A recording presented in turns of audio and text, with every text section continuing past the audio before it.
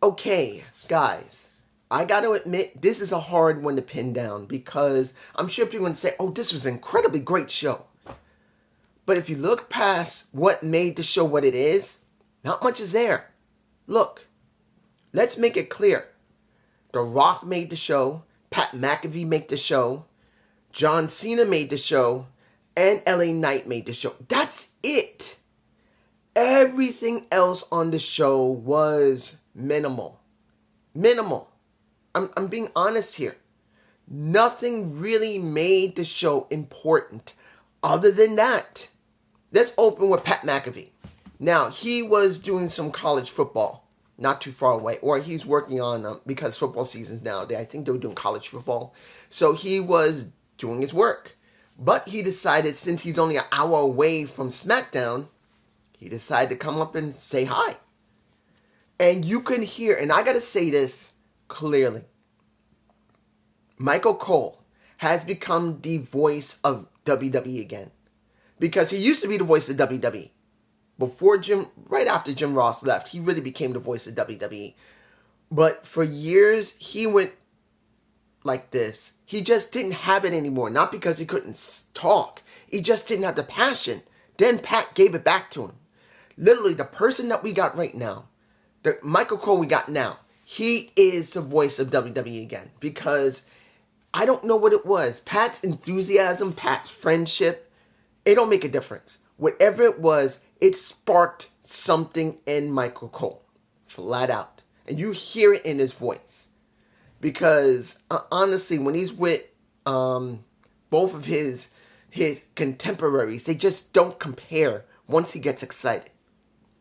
And he comes out, and he's saying his little bit, saying he's happy to be here, but he knew when he was working, he heard SmackDown was here, I had to be here, which he did.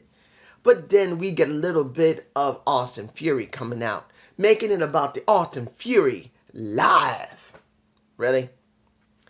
Once he started teasing about, this is not your show, it's never been your show, he wanted to say The Rock. And I'm going like, did they actually get The Rock? Nah. Yes, they did. It seems that Mr. Dwayne The Rock Johnson realized what John Cena did was a wise thing to do. Because he made that same freaking choice. Whatever deal he currently has, either it's a handshake deal with Vince, because Vince is moving around, we know from the merger. Whatever it is, I'm sure he might have signed something, like a John Cena doing some maybe limited, tiny little bits. Or this might be a one-time until WrestleMania, which I don't think so, because he's got nothing to do.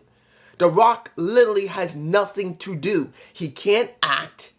He can't, understand, he can't do voice acting. He can't do regular acting. If he wanted to do any type of directing, he can't do directing. Nothing is being done in Hollywood. So this is all he's got. Even if he doesn't even go in the ring anymore. As long as he's on TV, getting this. You're getting this. So he gets, I don't know if I'm putting the images in. Maybe I'll put in one and this might be it. I don't know. But the moment that he was there, two things happened. One, the crowds went insane. And two, WWE, since they have been doing this with Dominic, they've been raising the volume on the mics of everyone around, or they've been putting in canned pops or canned heat more often. You could hear that someone decided we're going to crank it up even more with The Rock, which shows it was stupid because the fans were already loud enough. Then they tried to make it louder, which made it stupid. But once someone realized it wasn't necessary because of how loud the fans were, they cranked it back down to normal and let the fans' natural yelling and screaming and chanting come through. Gets into the ring. Austin Fury. Oh, poor Austin. He got his ass owned by The Rock. Now, mind you, he tried to say, when The Rock wanted to talk, he says, it doesn't matter what you say. This is nothing about you. This is about Austin Fury. He was trying so hard. In fact, I think he was trying a little too hard. But then The Rock taught him a lesson like, boy, You think you really know what you're doing? I'm going to get these fans to start booing your ass in a way you're not going to like. So what did he do? He said he's an asshole. And then he says, I'm going to prove to you how this is a rock show. One side of the fans is going to say ass. The other side of the fans are going to say, oh. And he goes 3, 2, 1. They start cheating. They're doing exactly what he said. Manipulation of the fans is what wrestlers these days do not understand. If you can do what The Rock does by half of what he can, or even a quarter, you are going to be a success. And I'm not telling you that wrestling is not important. But if someone can just say to the fans around them, I want you to chant asshole. Half of you say ass, the other side say oh. And they do it. And then halfway through the entire segment, he tells them to stop. And he says, you know what, we're going to make it even more fun. Because this, and Pat McAfee said it very clearly, this is a 2-hour show. He said, I don't give a damn, this is my show. But he switches it up. He says, hold it, everyone calm. Let's now make it fair, because Mr. Asshole here not paraphrasing, but Mr. Asshole here needs to understand what this show really means and who's running it, because now they're going ass and hole. And after that was done, we get an ass whooping. We get a little bit of the people's elbow, and then the Pat McAfee elbow. The Pat McAfee elbow. Really? This was the best segment of the night. I'm sorry. If you like the other segments, more power to you, but this one was the most well constructed. And after it was over, when it was like maybe 10 minutes later, The Rock was talking to a couple of people, talking to Pat. I think he was talking to Pat. He faces John. And he's looking straight at John. John's looking at him. And pretty much he says, I can see you smiling. I can see you smiling. He says, yeah, I'm smiling. And he just says, welcome home, and gives him a big hug. And that's John hugging The Rock. He hugs him. Now, understand this, a little backstory. I'm sure everyone knows this, but I'm just going to say it anyway. John Cena and The Rock actually had real beef many years ago, because The Rock going to Hollywood, coming back periodically, John Cena wasn't too fond of that. He was not fond of The Rock coming back and taking away from the wrestlers there. He didn't learn a lesson until he decided to do the same thing as The Rock. And once he did, he ate humble pie and apologized to The Rock. And now they got no problem. They squashed it. That shows, at least for John, that at least he can learn. John Cena, you could say a lot about John, and I'm going to talk about if he's one of the greatest of all time. In my perspective, there are other people's perspectives. I got my own. But I will say, one of the things John learned is that if someone is better than you in anything, and you're still learning it, and they're willing to tell you something, teach you something, listen, learn, and grow from it. And that's what John did. Even at his age in his 40s, he learned the lesson, which I'll give him that. Now, first match, AJ Styles versus Finn Balor. Why? We've been seeing Finn and AJ over and over again. This is like a repeat match. The only difference is Judgment Day has the unified tag titles, and he doesn't. Right now, I believe it was, who was it hurt? Luke or Carl is out. One of them are out right now because they got hurt. And then since Nia Jax is back, she nailed Rhea Ripley, and she's not on the show. So I don't know how long it'll be before she's shown.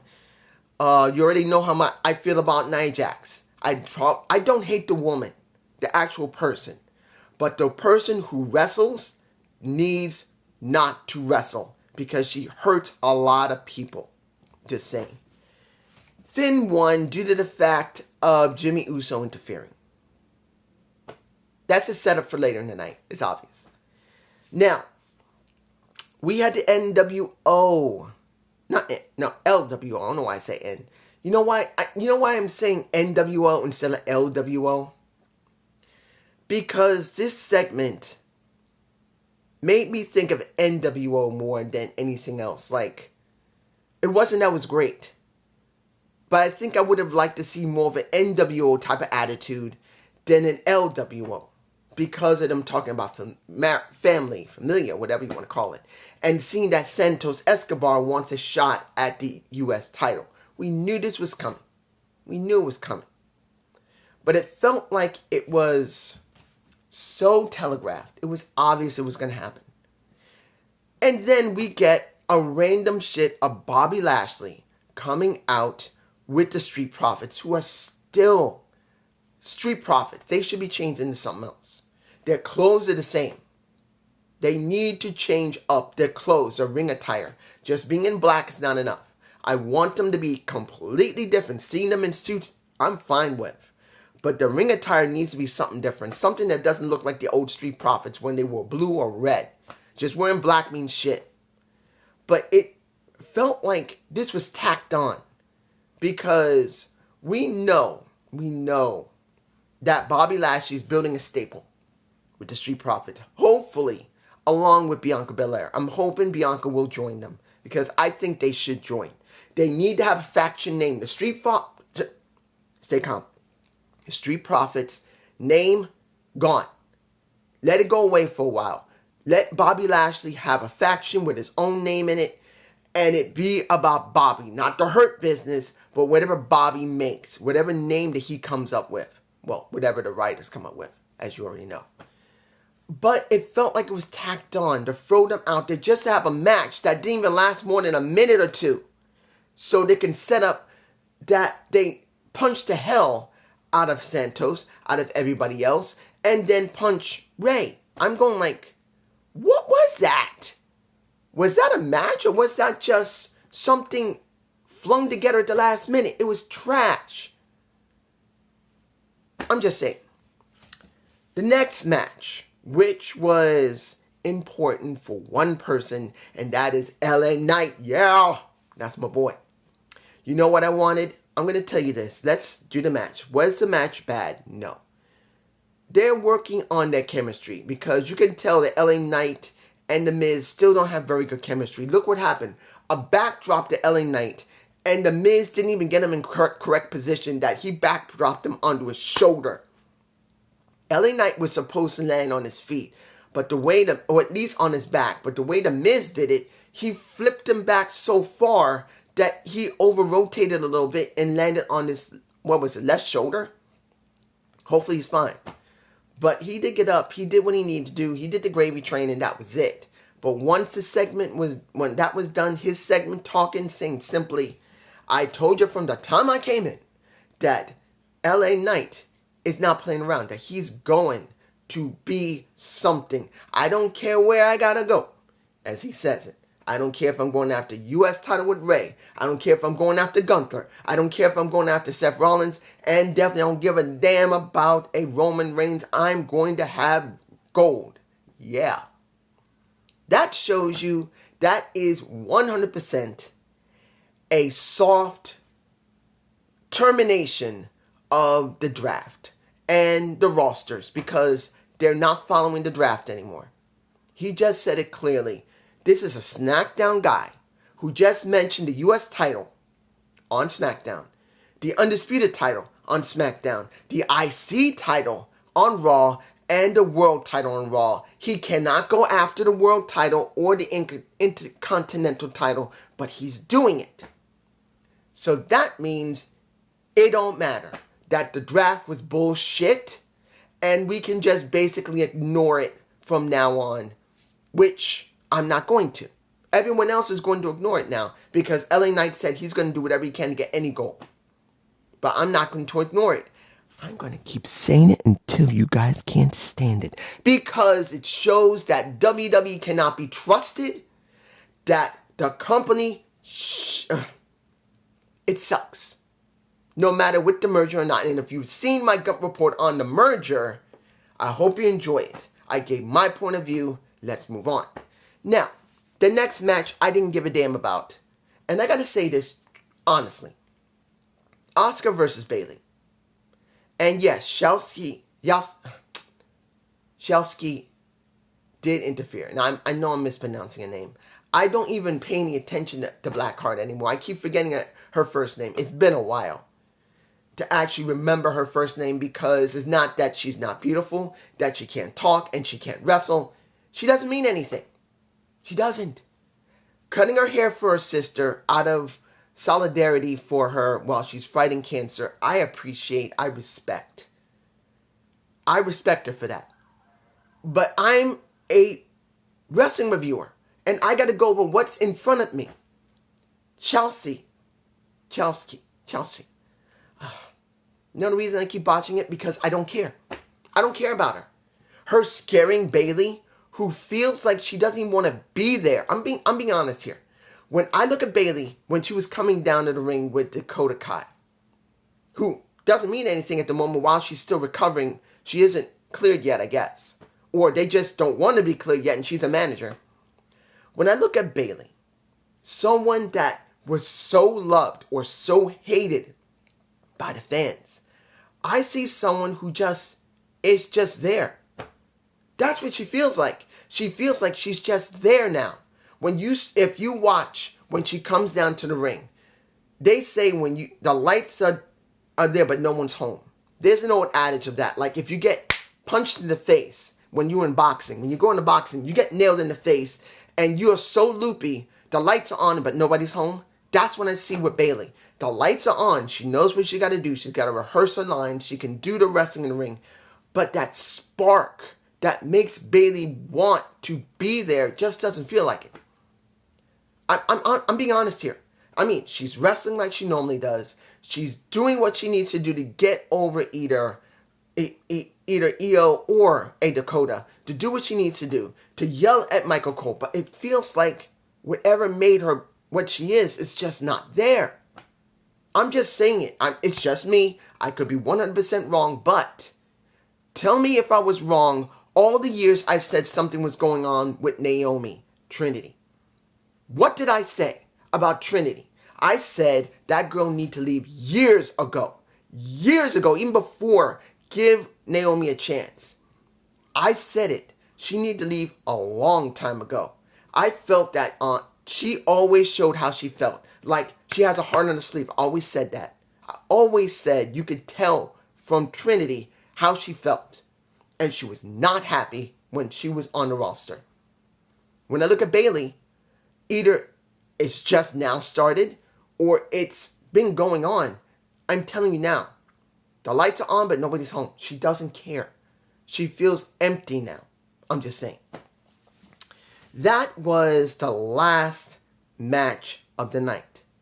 Only thing else that mattered was Grayson Waller effect. That's what we got. And let's make this clear.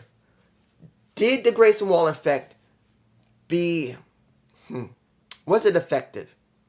You did not let John Cena talk, which, there you go. Most people would say that was the perfect thing. Other people would say, why didn't you let Cena talk? But it was about Grayson Waller selling what was going on with John. That he was a washed up old wrestler that can't get anything done. But going through the Grayson Waller effect, he'll get the rub. Eventually, John got annoyed. He took off his hat, took off his shirt, ready to fight Grayson. And then we get Jimmy Uso, who doesn't make a lot of sense right now. Look, he helps pretty much Finn win. He spoke to Finn. And Finn says, if you want, you can join Judgment Day. I'm trying to get your brother.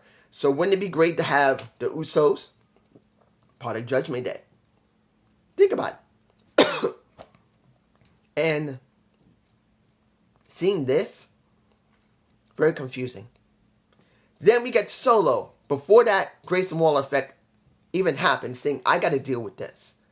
I got to nail this. You think he's talking about Jimmy, but when he comes down to the ring by himself, he walks right past Jimmy straight to John, and then turns around, grabs Jimmy by the throat like he's about to give him the Samoan spike. He kicks John in the face. Beat up on John until AJ came out. And now they're setting up a match between AJ, Cena, and Jimmy with his brother Solo. What did I say weeks ago? That Solo and Jimmy are going to be a tag team. And look what happened. Paulie tried to make it clear to Solo, hey, don't do anything. You don't have the orders. You can't do it without Roman. He says, I'm going to deal with it. He calls up Roman. He's out at ringside after the alteration. Basically when the fight happened. And he tells Solo, save Jimmy. Because that's what he heard from Roman. This is a cluster. The only reason people will love this show is because of The Rock, Cena.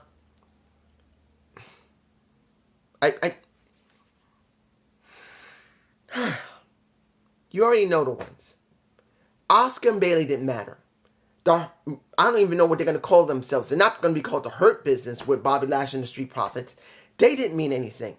It was Pat, Rock, Cena, and LA Knight. And I'm telling you right now, I wanted LA Knight to be facing The Rock. I wish they showed it in the back. If they weren't going to show it out in the ring, I wish that LA would be walking and then The Rock would just look at him. And LA's going, yeah. And they just pass each other. That is what I wanted. But they didn't go there. Maybe later. But now, what I got to say about John Cena. Out of the entire show, who was the most important? It was The Rock. Second was Pat. Third was John. I'm sorry. I'm saying it right now. And how do I feel about John Cena? Is he the greatest of all time? No. The Rock is one of the greatest of all time. Stone Cold is one of the greatest of all time. Triple H is one of the greatest of all time. Now, do I believe that John was one of the great ones? Yes. He earned at least enough to be in the same breath as them. But is he better than The Rock? No. Was he better than Stone Cold? No. Was he better than Triple H? No. He never was.